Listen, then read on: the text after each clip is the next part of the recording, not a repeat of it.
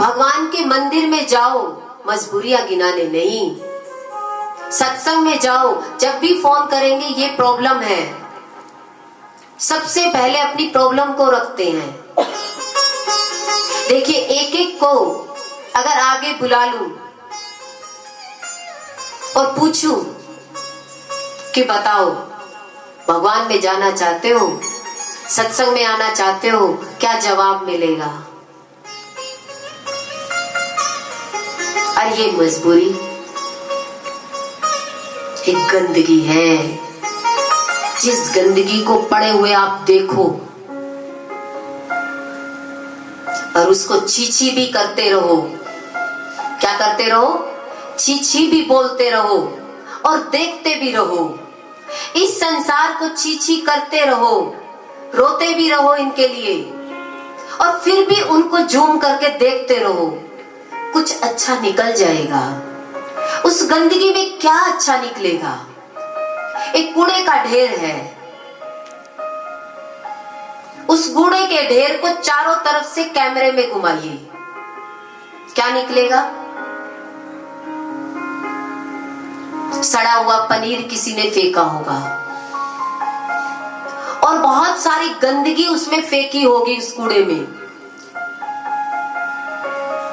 आप क्या देखोगे?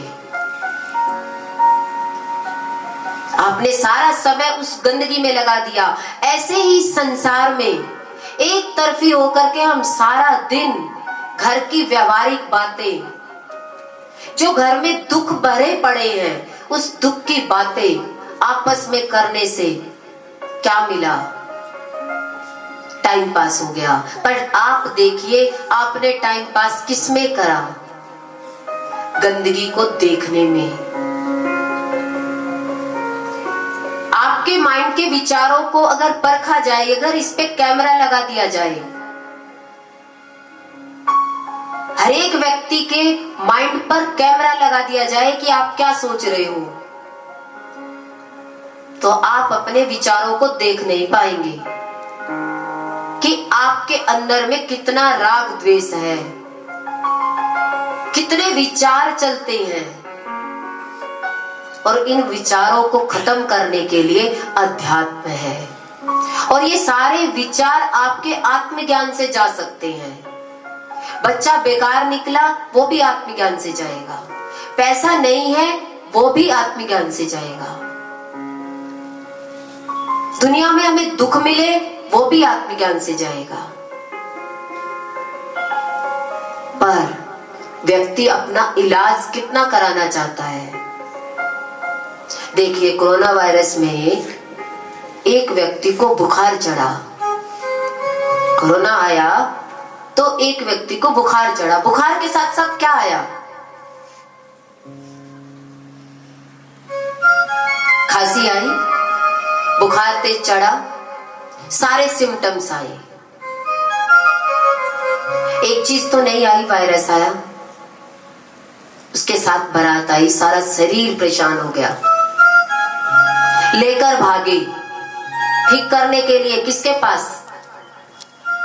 15 डेज मिले रूम में रहने के, अकेले। कितनी मेहनत करी आपने उस वायरस को निकालने में। सेवा किसमें आती है? भगवान से प्रेम करने में, भगवान का कार्य करने में। पर सेवा आपको मिली, घर में ही व्यक्ति को कोरोना हो गया, आपको 15 दिन मिल गए उस व्यक्ति की सेवा करने में। आपकी सोच ही यही थी कि मैं सेवा करूं, तो सेवा तो बीमारी से ही मिलती है।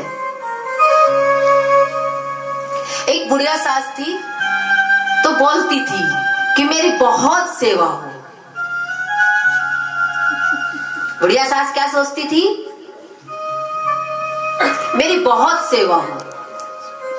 देखिए पुरानी मान्यताओं को जब तक आप नहीं फेंकोगे, तब तक आपके जीवन में वही आता रहेगा जो आप सोचोगे। घर में बैठे रहोगे तो बीमारियां आती रहेगी, बच्चे उल्टे चलते रहेंगे, क्योंकि आपकी नजर किस पर रहनी है? भगवान पर थोड़ी ना, घर में रहनी है। तो बुढ़िया सास क्या सोचती थी?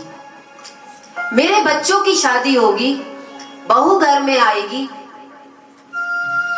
तो मैं आराम से सोऊंगी, आराम से लेटूंगी, पैर दबाऊंगी और सेवा करवाऊंगी। सोच क्या थी? हमारी ऐसी नहीं है। बहू दरवाजे पर आई, स्वागत करने दौड़ के चली और फिसल के गिर गई। देखिए, भगवान ने तो इच्छा पूरी करी, सास की सुनी भगवान ने, क्योंकि वो घर में बैठे रहना चाहती थी। उसे कुछ भगवान का नाम तो लेना ही नहीं था, घर में चाहिए ना। गिरी और रीढ़ की हड्डी टूट गई। भगवान ने सुन ली और बहू ने इतनी सेवा करी, वो 13 साल तक बेड पे रही। 13 साल बहू ने क्या धोया होगा उसका। वो सत्संग में आती थी और बताती थी, मेरे सास ससुर हैं, दोनों ही बेड पर है और गुरु की इतनी कृपा है ना, मैं दोनों की सेवा करती हूँ। देखिए, इतने अच्छे से बताती थी, इतना नुकसान पहुंचाया। ऐसी सेवा, ऐसी मान्यताएं अपने जीवन से निकाल दो। बच्चों को भी फ्री करो और खुद भी फ्री हो। आपके अगर 50 साल की उम्र हो गई हो तो अपने आप को सत्संग से जोड़ लो। मुक्ति का रास्ता नहीं चुनोगे। मुक्ति के लिए दोनों ही ज्ञान चाहिए, ज्ञान और विज्ञान दोनों ही। विज्ञान है घर में सत्संग को बिठाना, और ज्ञान है कहीं आश्रम में जाए, सत्संग में जाए तो सेवा में जुट जाए, सेवा करें। उस सेवा का फल आपको घर मिलेगा और सत्संग का फल मिलेगा आपको अपनी आत्मा से प्रेम हो जाए। व्यक्ति भगवान के लिए मंदिर में बाहर भागता है या घर की सेवा में ही पड़ा रहता है, जिसके कारण ना घर सक्सेस होता और ना ही ये संसार सुख देने वाला होता। जीवन में गुरु का ज्ञान हमें विज्ञान सहित मिलता है। देखिए, जो व्यक्ति अंतःकरण से साफ होगा उसका संसार बहुत अच्छा होगा। जिसने सत्संग को सुना होगा उसने अपने अंतःकरण को साफ किया, बस उसने भगवान से गुहार नहीं लगाई।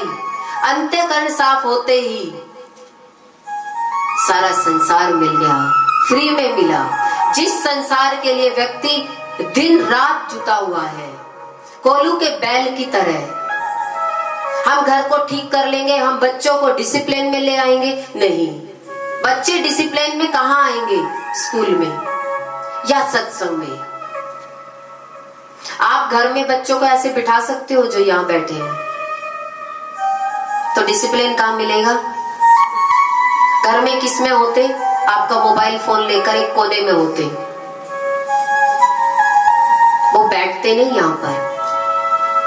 इसीलिए अच्छी शिक्षा के लिए अच्छी जगह जाना। बच्चे आपसे चाबी मांगने आएंगे, चाबी वहीं पर मत रख के आओ, यहीं से उठा लेना, सत्संग तक लेकर आओ, उसकी एंट्री कराओ, सत्संग में आना। और सत्य का संग ही आपको संसार दे सकता है। देखिए, संसार अच्छा होगा तो अध्यात्म से होगा, आत्मज्ञान से होगा। बिना आत्मज्ञान के कोई अध्यात्म है ही नहीं। घर में बचपन से पूजा पाठ करी है, सारी मूर्तियां लगी रही है, पर उन मूर्तियों से वो ज्ञान नहीं मिला जो गुरु ने हमें दिया।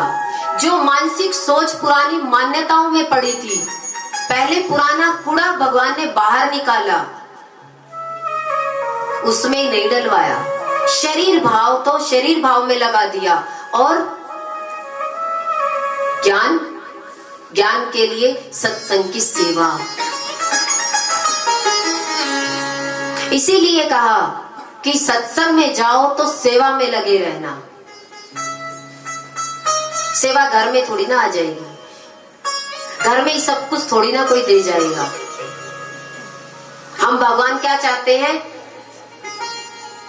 घर में भगवान चल के आ जाएंगे। आपको उस भगवान के लिए, उस आत्मज्ञान के लिए थोड़ा सा कष्ट उठाना होगा। वो कौन सा? घर से बाहर।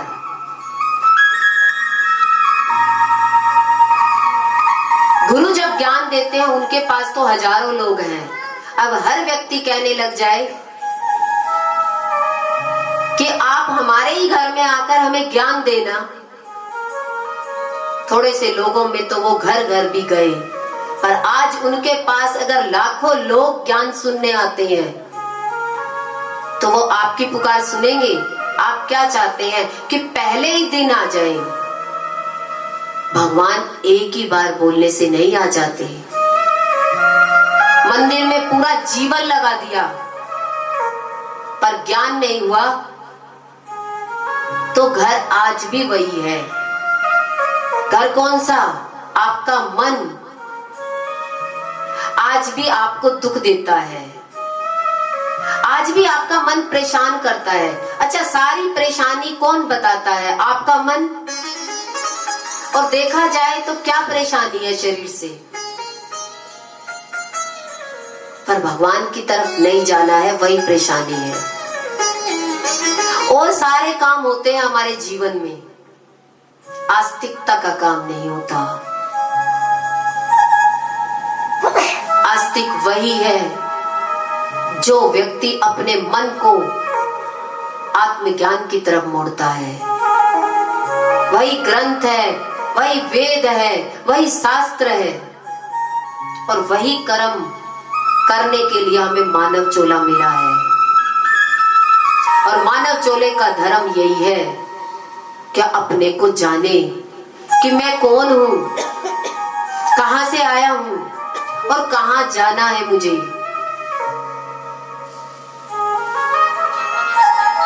किसने जाना है बताइए? आप जितने लोग बैठे हैं, आप कौन हैं?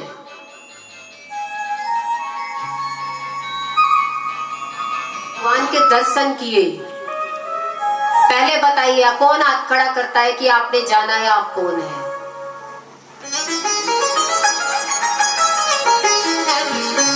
किसने जाना है कि मैं कौन हूं? मरने के बाद कहते हैं इसकी आत्मा को शांति मिले, तो आपको चला कौन रहा है? वही आत्मा। वहां नाम रूप खत्म हो जाता है, आत्मा का नाम दिया जाता है, वहां एक हो जाता है। ऐसे ही ज्ञान और विज्ञान, जब घर में सत्संग बैठता है तब जाकर के सेवा अपने आप होने लग जाती है। और जब तक हमारे जीवन में घर में सत्संग नहीं होगा तो सारी जिंदगी गुलाम रहोगे, पशुता की जिंदगी होगी। एक के बाद आपको एक कर्म मिल जाएगा। सबसे पहले हमें सत्संग की तरफ मुड़ना है कि मेरे घर सत्संग हो। सबसे पहले मेरे हृदय में सत्संग आए। पहले अपने मिट्टी के महल में, चाहे झोपड़ी भी हो, साधन सारे अच्छे हैं पर साधन बाहर है। साधन बाहर है, बाहर के साधनों से आपको ज्ञान नहीं होने वाला। बच्चे को बुक की पूजा करवा दो, बैग बहुत सुंदर दो और उसमें क्या करा दो, सारी बुक्स निकाल करके धूप बत्ती करा दो। अब कह दो बच्चों को, अंधविश्वास दे दो, बेटा स्कूल जाने की जरूरत नहीं है, टीचर की आज्ञा नहीं माननी, आप इसी की पूजा कर लो। आप समझदार पेरेंट्स होंगे, है ना? भगवान इतना सस्ता है, भगवान की बुक्स ले आते हैं, पूजा कर देते हैं, लाल कपड़े से उसको सजा देते हैं, फूल चढ़ा देते हैं। ये बाहरी आकर्षण है, पर जो मन आपको दुख देता है, कष्ट देता है, उसका इलाज कौन करेगा? उसके इलाज के लिए आपके पास क्या है? शरीर को ठीक करने के लिए चलो घर में दुखी हो गए, बाहर निकल गए, बहुत अच्छा है, घूम आए, पर लक्ष्य तो नहीं मिला उस घर में। लौट के बुद्धू घर को आए, वापस तो आना है, वही मन दुखी पड़। बताइए,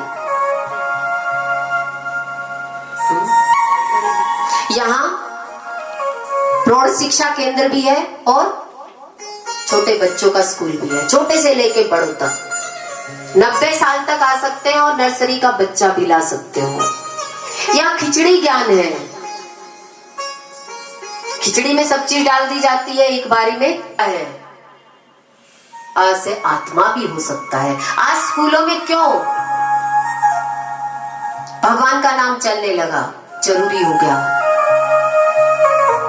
अब कहां भागेंगे, भगवान में नहीं जाएंगे, बैठना पड़ेगा, सीखना पड़ेगा।